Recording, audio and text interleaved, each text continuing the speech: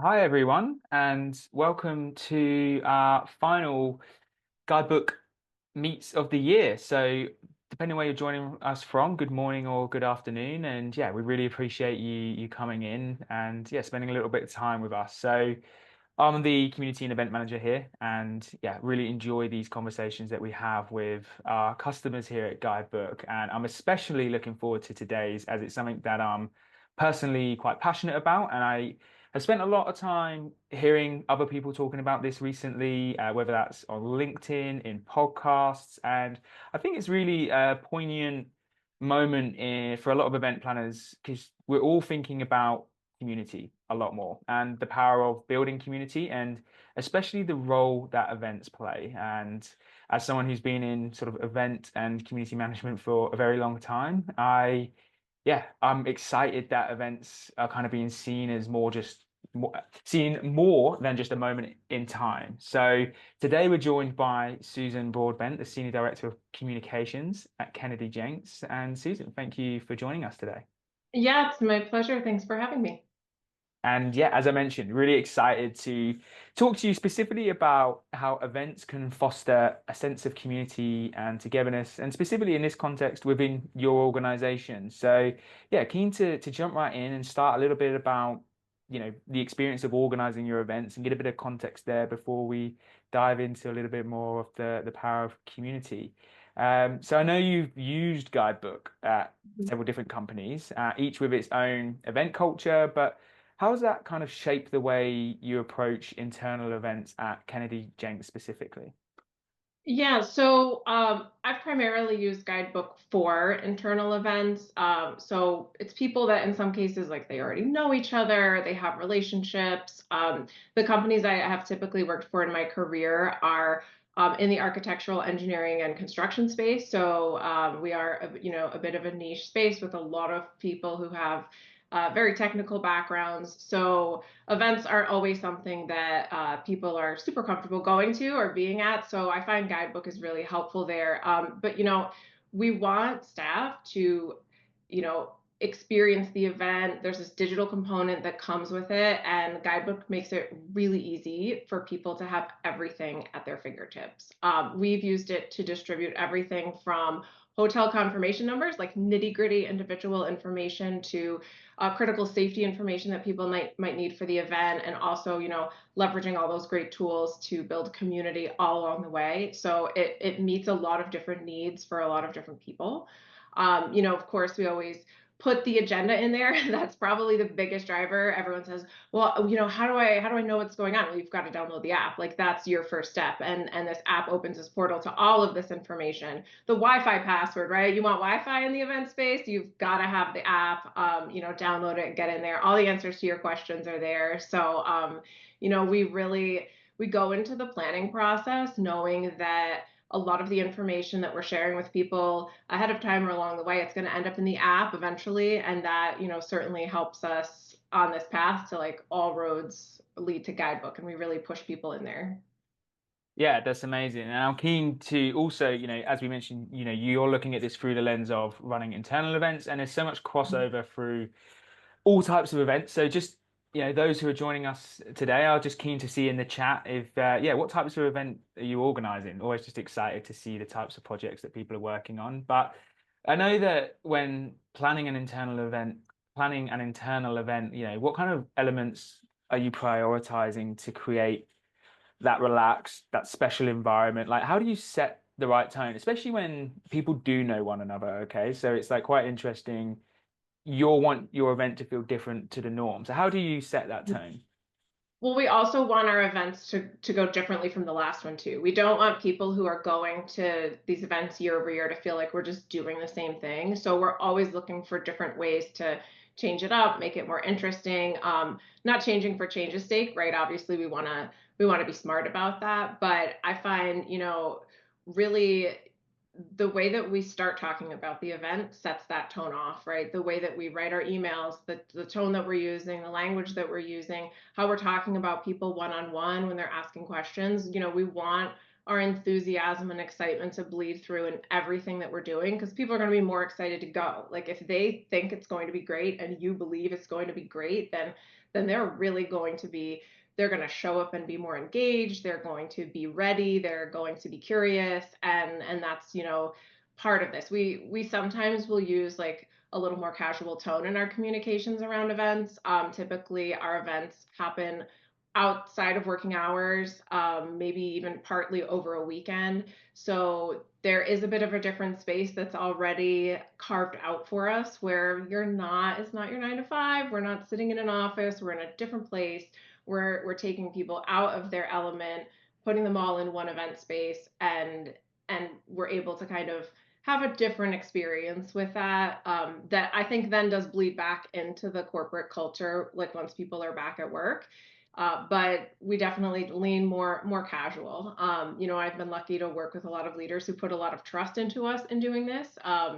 It's a little bit of an uncomfortable space to say, okay, you guys run with this. This is going to feel different and look different and be different, but that's part of what makes it special. Yeah, that's amazing. I love the energy that you're, yeah, thinking about and bringing to kind of shift people, right? It's very easy to let people just go from kind of the way it is in the normal working week to then a specific working event and feeling too similar and actually, kind of coming on to this sort of session, the focus of today's session around like community building is that changed that can really have an impact on, yeah, the community that you can develop. And I'm looking forward to getting into that a little bit more. And can you talk about how you intentionally create opportunities for interaction and sharing at the events or post events as well? Yeah, sure. Like I mentioned before, these events are inherently more casual than our day to day, so we try to have a lot of fun with that. One way we do that is by leveraging tools like Guidebook. We say, okay, today's a photo challenge, and you have to go find someone and take a selfie with them, someone you've never worked with before, someone who lives in a different state than you, someone you've never met before, you have no idea what they do, or someone you've worked with for 20 years and you're finally meeting them in person for the first time. Those are some really, really special moments. And by, giving people the power to document that themselves and share it out in a space that's not LinkedIn, that's not the company, Viva Engage feed or something like that. It's this little like moment in time, and we're capturing it in this special place in this separate app. And it just kind of feels different. It has a bit of a different vibe. We usually do also have professional videographers and photographers there, and they're capturing all these other wonderful moments, but there's really nothing that replaces the authenticity of someone taking their own picture, writing their own caption with it, putting it up for people to share and engage with. So that's one of my favorite ways to garner engagement, right during the event, is to like send people on these little like side quests to find different people and make those connections and then share about them. Yeah, 100%. I love that kind of putting the onus on people to kind of do those tasks because so much of community engagement and building relationships is about personality, right? And you, people kind of taking that responsibility themselves, like you said, about putting the comment on the picture, like those simple things actually can really bring an event to life, can bring a community to life because you're getting more personalities involved. And I think that's, yeah, even those simple things, I think it's really cool. And kind of on that, like pushing that sense of community, whether that's Mhm. during or beyond, like how are you thinking about that? How are you approaching that? So I think, while you're all there, while everyone's in the same space and going to the same events, like that's the easy part, right? Like people are there and they're excited, and it's this, usually for us it's like a couple of really intense days. And I think the hardest part is the after effects, the communications that go beyond the event, where what are we talking about? What kind of memories are we bringing up for people? And like that's half the fun. Like, remember when we did this? Remember when we achieved this together?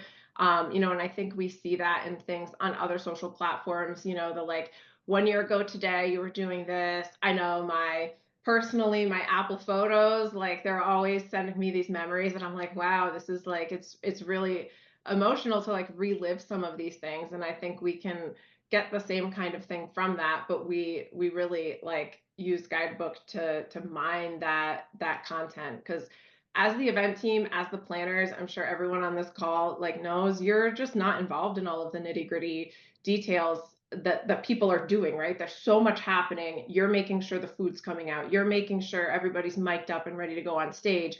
But people are having these like really great moments of connection throughout. And so it's just one way to kind of connect to those and be able to then go back to them and pull from them and say, look at what you did. Look at this memory. Yeah, definitely. And have you seen that bleed then into, because I guess that's a lot of like happening in Guidebook. Have you seen that then kind of transfer itself into other work communication tools afterwards, or does it like, yeah, how does that kind of happen? I think that's the hardest part. I think that's the hardest part. We're really making like much more of an effort with this past event that we did. And just for some context for folks on the call, we're working in a hybrid environment, and that's not changing anytime soon. So we don't have people going back to offices, in mass. We don't have just a couple central offices where people are going back to. So we have dispersed workforce kind of going back to being dispersed after these events. And I think that's one of our biggest challenges. But what we are trying to do is do more post event communications with people, do more follow up, give people opportunities to share what they are doing with what they learned at the event afterwards so that we can keep track of those things. That helps us just kind of understand what are the most valuable things that people are taking away from the time we spend together. And then also, where are we investing our time and money next time around to make sure we get more of that? Like, I love hearing about when people make connections and now they're working on a project in a different part of the country that's going to further their career, and they're getting exposed to a different range of services that we provide and more of our clients. And like, that's really what we want to happen at these events is we want people to see, what a great range of opportunities there are for them to pursue in their career if they're willing to invest time in like this weekend and network as much as possible and then go back and run with the things that they learn. Yeah, that's amazing. Yeah, it's definitely, a challenge, isn't it? You have all of this engagement, all this excitement over the time of your event. And I think for a long time, I remember, probably over 10 years ago, thinking about my events I was running, and like, I was like, how do I nurture this beyond an event? How do I keep connecting people and deepening the value of this? And I think community, it is a word that a lot of people are using more and more. And I think, community is so different if you're in a kind of community around a particular history subject that you're interested, or a B2B community within your work and in your kind of self-development, right? It's going to be a different approach and a different kind of nurture campaign to develop engagement throughout. And I'm kind of, you were talking about photos and you were talking about getting people to engage with the Mhm. app, but also at the event. Like, how do you encourage people? How do you actually drive that engagement and create that contribution to that atmosphere? So I think it's gotten a lot easier to do that. Like I started using Guidebook for events 8 or 9 years ago, and I feel like we had to do a lot more hand holding and encouraging. And I've seen definitely a change in the way that people use technology, the way that they interact with it, their level of comfort with sharing. There's not as many questions about like, well, how do I do this? What do I say about this picture? Or how do I comment on this? And so that makes it easier. And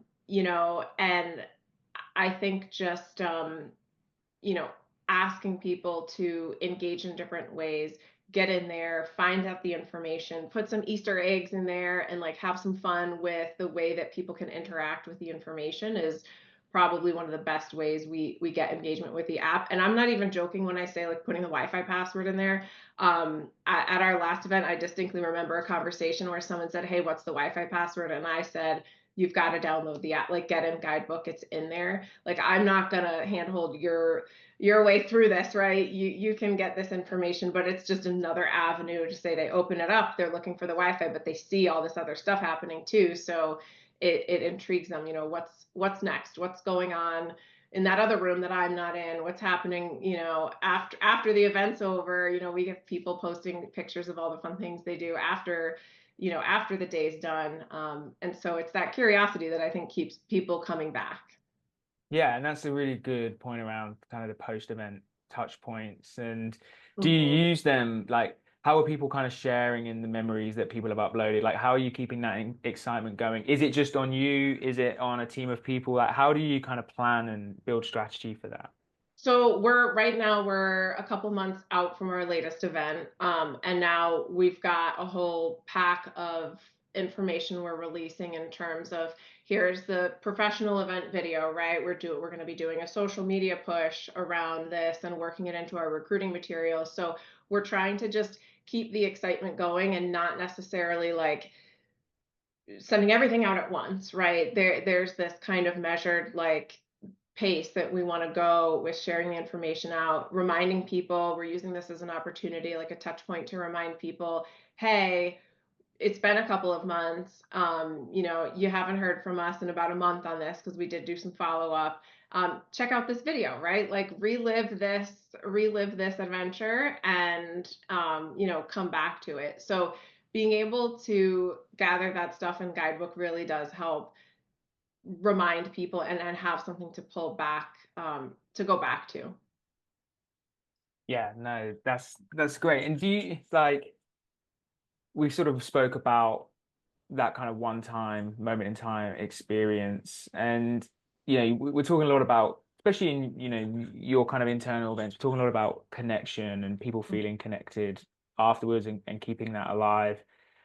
Like, how are you approaching that? I think that's difficult for anyone, right? Because it's so much of it will be driven by yourself for the time being. But like, what are those stories of connection that are happening 3 months or 6 months after the event, if at all? Yeah, so like I said, that's something we're really working on right now in terms of trying to keep the energy going, trying to keep this cohort of people who went to this event, you know, keeping it top of mind for them, reminding them to think about these post-event takeaways outside of a traditional survey, because I'm sure everyone on the call is like, oh, we do a post-event survey, like how did everyone like it, and what happened.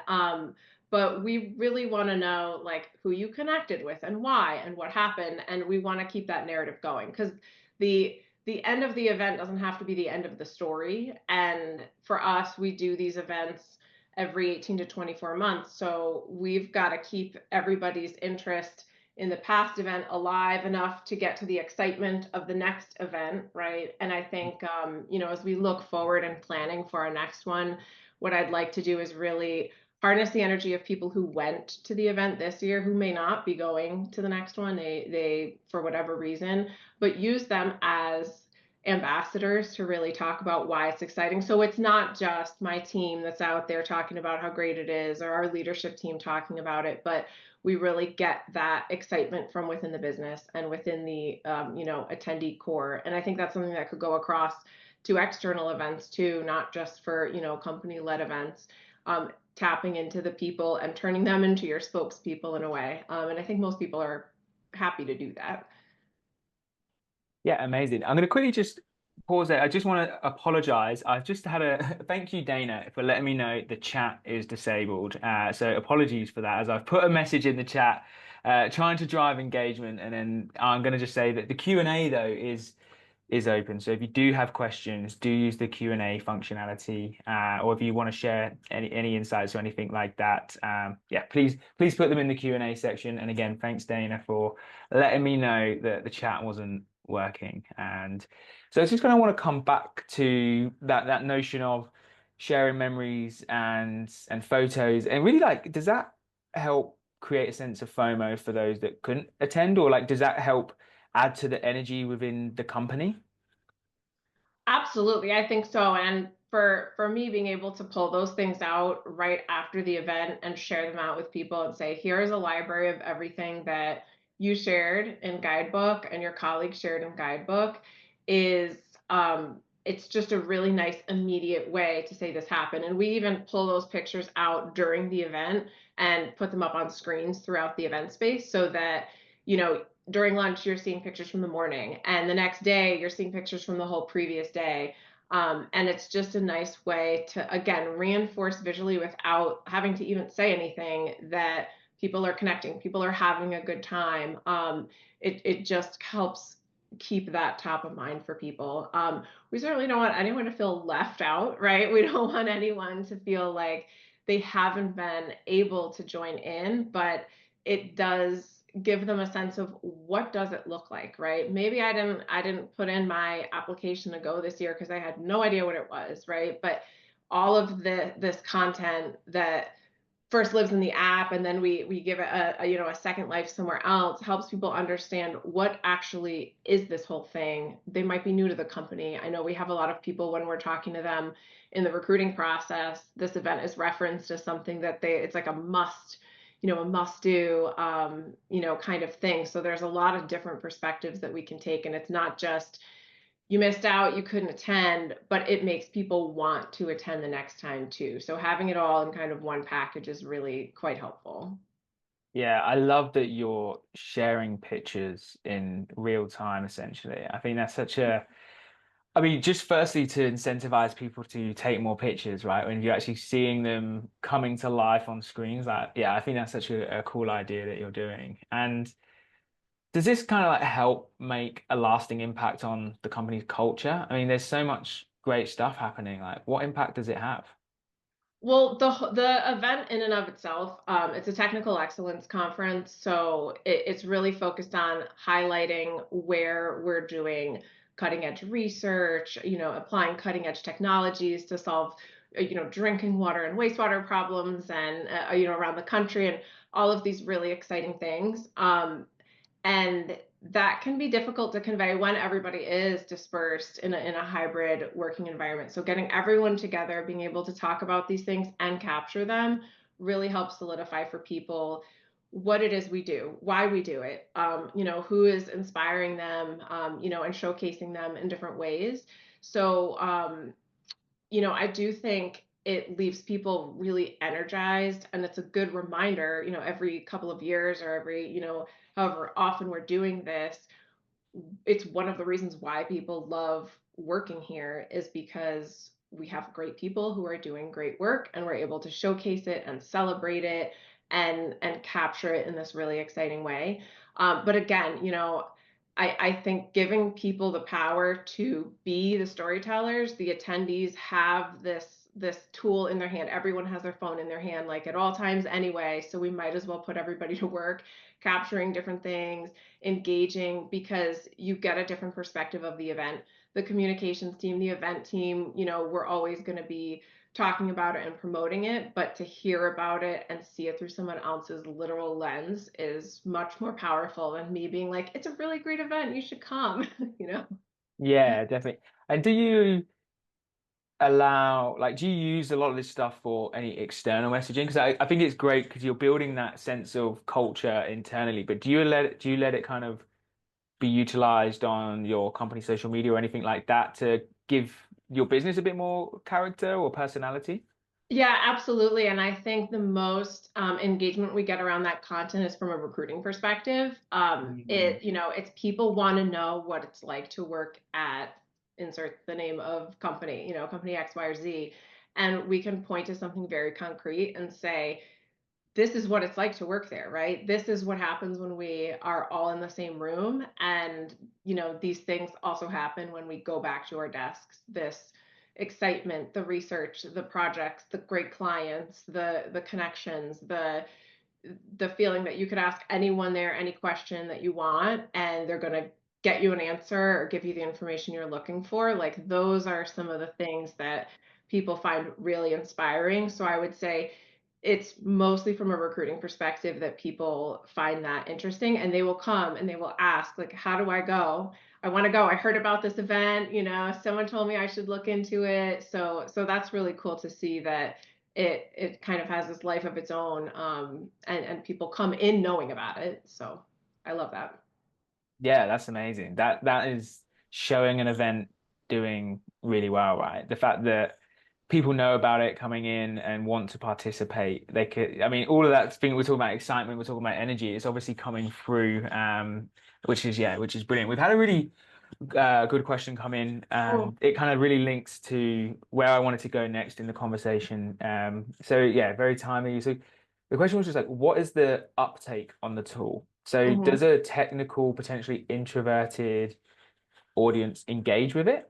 I love this question because you described most of our most of our attendees. A lot of our folks are engineers and scientists by background and training, and they're not necessarily going to be the first people to pick up a megaphone and scream into it. So I will say that for the most part, I think we had like a 98% engagement rate on our last event. I see my colleague Julie is on the line. She could confirm that for us.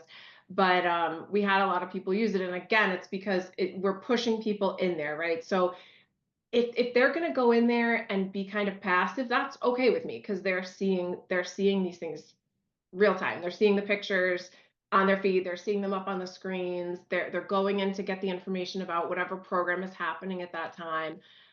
But going back to that point about creating that space where people feel really comfortable to share, like I am always surprised by what we see come through.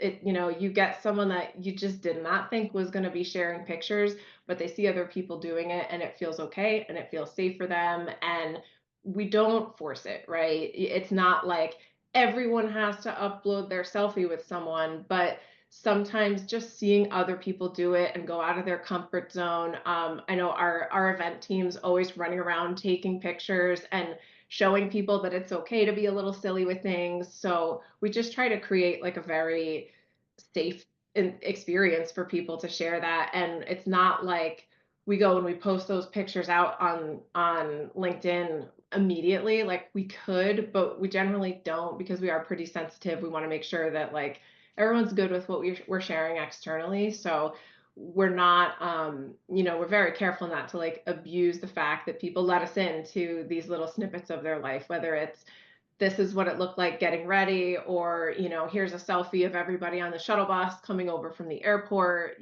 before things even get kicked off. So I find we have just enough people doing that at the outset that it really picks up steam by the end, and we get people posting on the way out the door too, which is that's always nice to see. Yeah, that's amazing. And that's like, have you seen that engagement of that energy? Like, have you seen that organically grow over time? So I guess as people come to the event and they feel more comfortable, maybe the second time around, they're going to maybe engage a little bit sooner than they did the first time. Like, have you seen that in your turn, in your kind of metrics, in your adoption and your engagement that grows year on year? Anecdotally, I want to say yes, because I feel like we had such a high engagement rate this time around. Like we absolutely had more people actively in there than we have in the past. But I also think just people's level of comfort with sharing more of these things. Y- you know, Again, being remote, being dispersed, we see people on video in their home offices, we see their pets, we see their families, right? Like there's already this very collegial feeling between a lot of people. So that is probably a little different than for other organizations. But again, we're in this like little guidebook space where it's just this little separate world for us to exist in. And I do feel like people drop their guard down a little bit. That's amazing. And are you contributing? I guess, are you in the build up, the pre-event setup or snippets? Are you kind of trying to help influence some of that behavior in the planning process? Are you influencing that excitement at all? I hope we are. I hope we are. That's one of our goals for sure. And I think the event team is usually the first group to get into Guidebook. We'll load up all the information, we'll test everything, we'll have people in there, kicking the tires, making sure we're not missing anything major. And then we always like to pre-populate the feed with some pictures, show some activity, show some of the behind the scenes. I think that's something that people really like to see, like across the board, is just behind the scenes content. How is it coming together? Who are the people behind all these emails that we send out about book your travel and do this, do that, the other thing? Because as all of you know, it usually takes like a small army of people to get these things together. And it's a nice way to highlight them. It's a nice way to give them some recognition and also get them in early, and they can then, lead the charge in terms of getting other people to feel comfortable. That's amazing. The I'm always, I work for Guidebook, so I'm always in favor of technology, but technology plays a role, okay? So it's, Guidebook's not solely responsible for, being able to build engagement, but hopefully it adds to the ability to do so. And I'm always kind of interested in people's thoughts around that combination of, this is a physical event, it's an in-person moment where you want people to connect and share and hopefully build relationships. And yeah, I'm always interested on that combining of the kind of physical and digital aspects of events. And how do you think about that and approach that to build a richer experience? Yeah, well, this was a great question, and I thought about it quite a bit. When I think back to earlier events we did, I feel like we were really only scratching the surface of kind of this digital experience that elevates the in-person connections. But they've really merged this physical and digital. It's really hard to draw a line again because everybody is using their phones all the time or some type of technology, right? Like they're walking around with their iPad or whatever they've got. And I think back for real-time polling, we used to use this like handheld clicker system. Everybody would get a clicker, you'd cast your vote, and you'd see the results. We used to print agendas. Now all that stuff is digital. It's all in the app, or we've used Mentimeter in the past, other types of tools, Kahoots and that kind of thing. um, if people are going to be so digitally immersed, even when they're in this physical space, we might as well be getting the information that we want them to have right in front of them. We might as well be taking advantage of that. And there's just so many opportunities to bridge those two worlds with these tools. Yeah, no, I agree. I think it is, you are right. They're so intertwined now. Separating them can be really difficult to do. And, we talk about it here, all the time. We want to facilitate and be a part of enriching that physical experience, but not, not to dominate it. We should be helping people find and navigate and connect, but not being, so much of a tool that people are forgetting to do all of those things in person. And I think that's the it's the fine balance we probably find not just in events, but in our daily lives between technology and kind of intertwining with the physical aspects all the time. I do want to kind of look at, the aspects of looking forward and evolving sort of event strategies and Mhm. reflecting on those previous events. What would you do differently in the future? Have you got new ideas around driving engagement earlier, or I think more, yeah, keeping people interacting for longer afterwards? Yeah, there's always that like sweet spot, like you don't want to start too early, you don't want to start too late. And there's lots of factors for us in terms of how we time these things out. So in the future, I'd love to like find that sweet spot for us, where we are starting at just the right time where people aren't like sick of it, but they feel like they've had enough time with it, running up to the event. And I just think things I would do differently next time. I mean, there's so many elements of Guidebook that we didn't even touch this past time around that we have used in the past for various reasons. Some of that like super personal, like the super personalization, your hotel confirmation number, your table assignment for dinner, like some of those things we didn't leverage this time around, but we have in the past. And I think that's kind of one of those things you can get into when you have the gift of time. Which on our last event we were in a little bit of a time crunch, so we did forgo some of those things. But there's just so many bells and whistles that you can get into with the tool.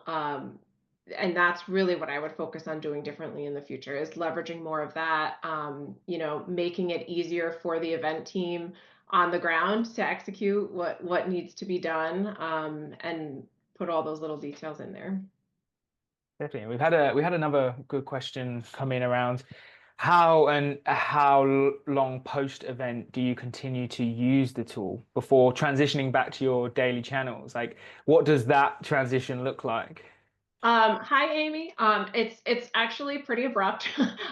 So we don't have people in Guidebook for too long post event. We do find that there's kind of like we roll with like a natural kind of drop off. We're not like, okay, stop using it. It's there, people could go in and get in there now if they really wanted to, and folks would get the push notification that something new is in there. But for the most part, we find that as people are traveling home, maybe when they get home, that's when things kind of end. They might post pictures of their travels home. We have folks that will stay in whatever city we're in for an extra day or two of vacation after some of these events, so we'll get some of the like I went hiking or I did this, and then things just kind of like peter off, and we move back into our regularly scheduled channels.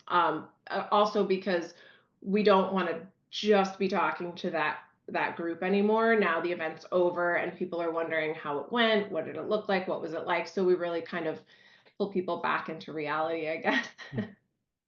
But that's yeah, I think that's a really interesting point because are you at that point as well trying to kind of shift people back away from the event, or when you move into the challenge, the people that weren't able to attend, are you sharing a lot of information about what happened at the event? Are you trying to build on maybe some of the kind of key points or key learnings from the event to continue that cultural or community aspect? Absolutely. I mean, we can't have everyone there. It's just not realistic for us.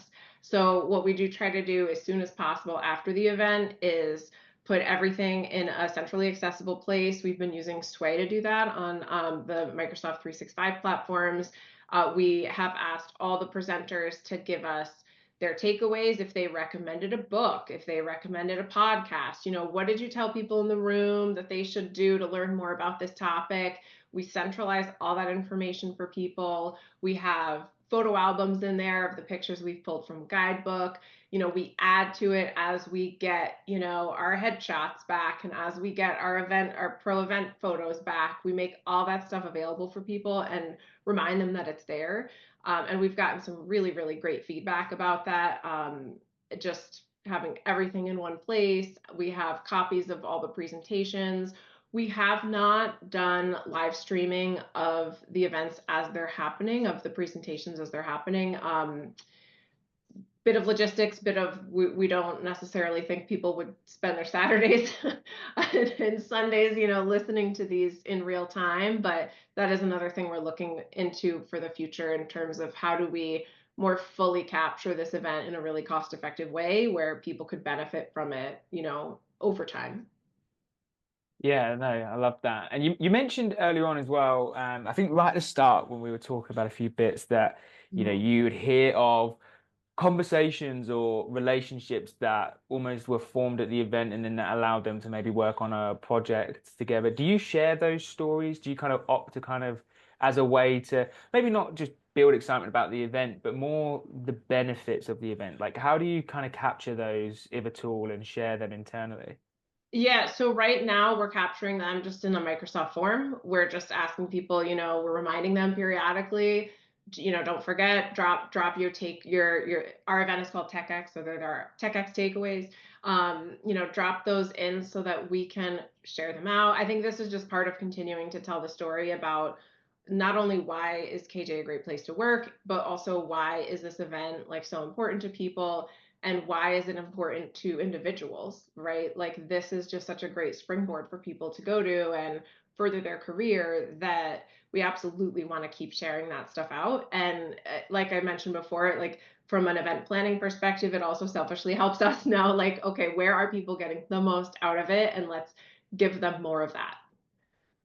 Yeah, no, that's great. And final question for me, and if anyone, we've had a couple of great questions and thanks. If anyone does have any more, yeah, do send them in. But how do you how do you plan to continue evolving these events to create that positive culture shift within Kennedy and Jenks? And kind of sub point to that, like, are you utilizing a lot of feedback from your employees in that moment to kind of think about the evolution of your events? Like, how are you capturing that, and yeah, how are you utilizing it? Yeah, for sure. So we, like others, I'm sure, on this call, we do our post-event survey. We get that out as soon as possible after the event, and we spend a lot of time looking at that information. It's really important. We get some great nuggets out of there. Of course, we love to hear that like we had fun and it was amazing and the food was great and we got so much out of it. But we really do take a look at that critical feedback too and say, okay, people felt like they didn't have enough time to network. How are we going to change that? They wanted more time during our like expo hall session. How are we going to change that? What do we move? What do we lose? We're usually working with about the same amount of time. So it's really just a matter of like fitting the puzzle pieces together. So that feedback absolutely is important. We're an employee owned company.